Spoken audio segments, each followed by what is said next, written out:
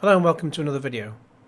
Now I thought I'd make a video about my co-op live experience, as well as about seeing the Pet Shop Boys. This was from Sunday, June the 9th, and it's taken me a few days to get my thoughts together, so I've got down as much as I can remember.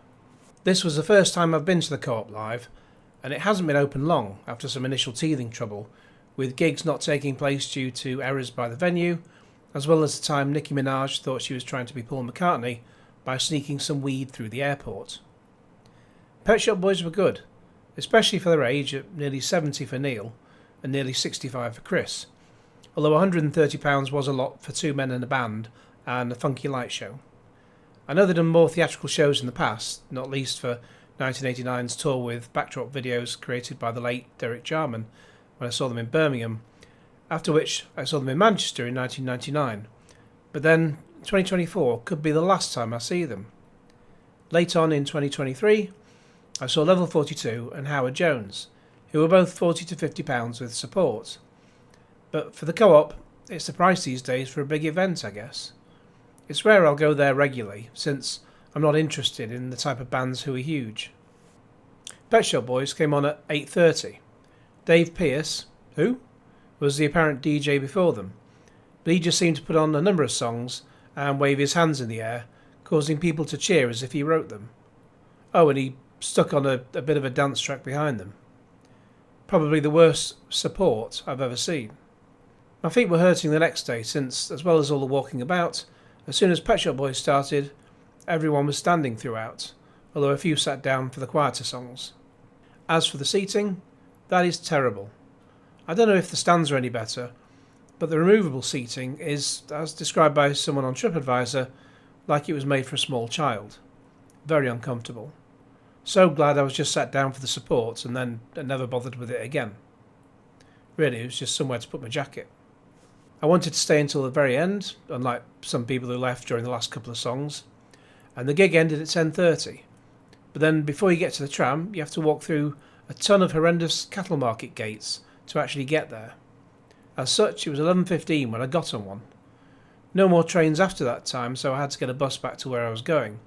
Still, I figured that would happen, as it was a Sunday, so everything stops early.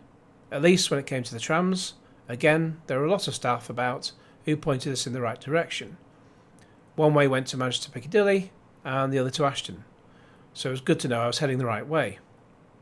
But with train times, any other day, and the last train for me would have been about 11:35, as opposed to 11:15. But even then, if it had been a 2-hour gig starting at 9 o'clock, by the time you get back to Piccadilly, you've missed the last train anyway. Public transport is a joke in this country. Still, if driving into Manchester is for you, and it certainly isn't for me, they have on-site parking for £25, and some unofficial nearby for £15. Not cheap, but then a taxi home for me would have been about £20 to £25 each way, so you can drive and park to save taxis each way. I think you'd have to pre-book parking in advance, but at least that secures your space. That said, I did see on TripAdvisor that at that price the car park was pretty empty anyway. As for where I was in the auditorium, I was in area B2, which is the middle section of a group of seats that go from A to C one way and 1 to 3 the other. So I was technically quite near the stage, in a section of removable seating. None of it is tiered though, so every single person's head is in front of you. That's bad design. So next time I'd go for a side seat, as close to the front as possible, since that's all tiered. If you look at any gig on a seat map, that would mean areas 102 and 114 ideally, or 103 and 113, which are the next ones away from the stage. There is 101 and 115, which are technically closer, but they look like they're right at the side, and there's also a huge screen either side of the stage, so I don't want to be too close to that, not be able to see that when I need to. So on balance, probably 103 and 113 might be the best option. However, when you get in, if you're unsure where your seating is, there were a lot of staff around, and I was guided in the general direction, and then saw someone walking about with a placard that said B2, so that marked the spot. When it comes to the ticket, I bought this on Ticketmaster's website, and then had to download their app on my phone so it showed up. As time got closer to the event, I received an email telling me I had to download the Co-op Live app. Somewhere along the way, the two synchronised. Don't ask me how, it just did. I also added it to my Google Calendar so it came up easily when I was there. After all, I didn't want to go the way the 3Plus or Odeon apps go, where they just randomly log you out and you have to try and remember your password right at the point where you need them, like when you're trying to get your cinema ticket scanned in and the film's about to start. Absolute pain in the arse these apps are. Now, one thing that's very important to me: water. I'd read beforehand about water stations inside the arena. I asked about these from a supervisor who scanned my ticket, and he told me there were several water stations inside. This was a supervisor. However, I couldn't see any, and when I asked the security guard, he sent me down one end of the street, which is the main area inside from which spawns all the bars, toilets, merch stand, etc. Security there sent me up the other end, claiming they were all up that end, where you come in. But I didn't want to end up going through security a second time just to get back in, and it would be an odd place to have them anyway. That's even if they are there.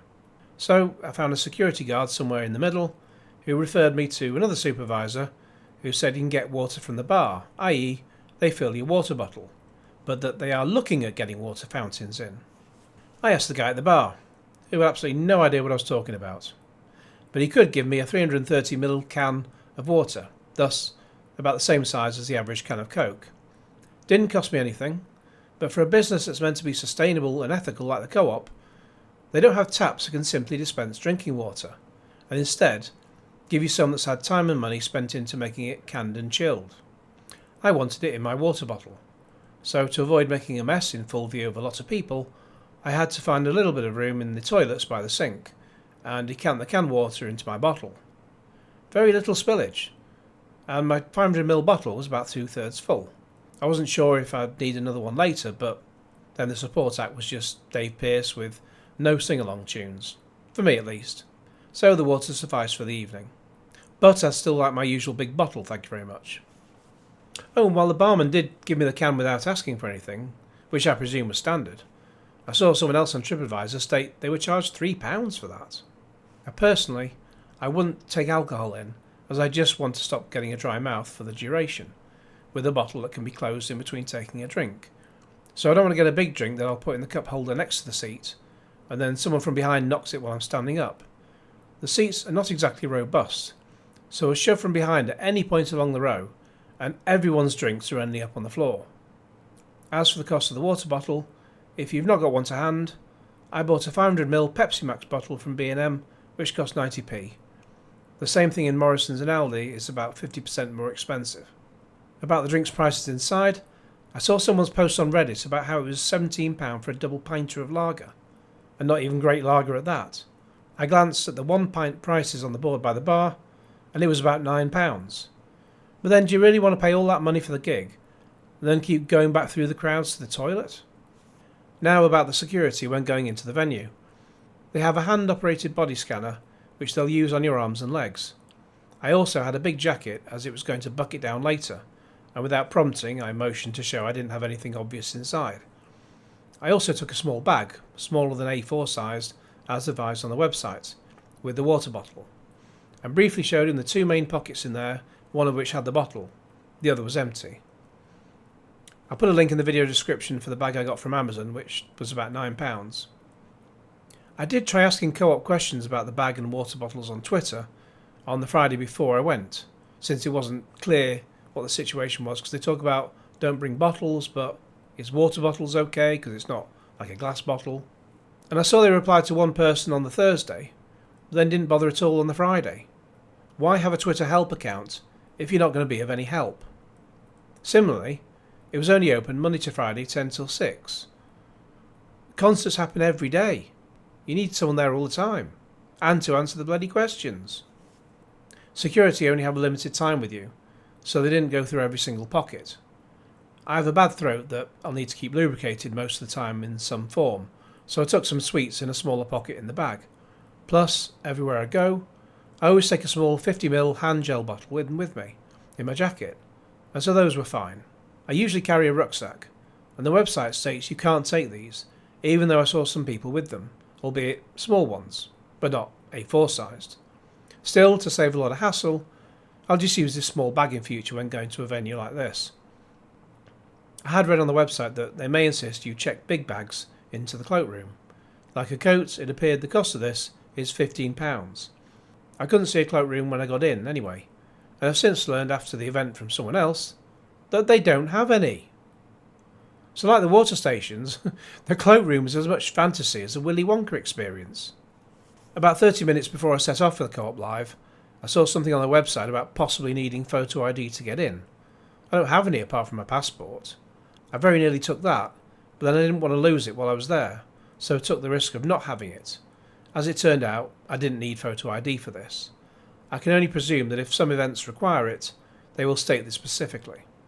I know most people have a driving licence that also acts as photo ID, but mine is so old that predates that requirement, and as such, I don't need to update it. In fact, it's almost as old as the picture of Dorian Gray. I think I've covered everything, but if I have missed something, I'll note it in a pinned comment.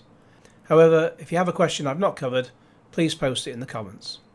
But in the meantime, please like this video, share it with your friends, subscribe if you haven't already, click on the bell for all notifications, and cue Genesis.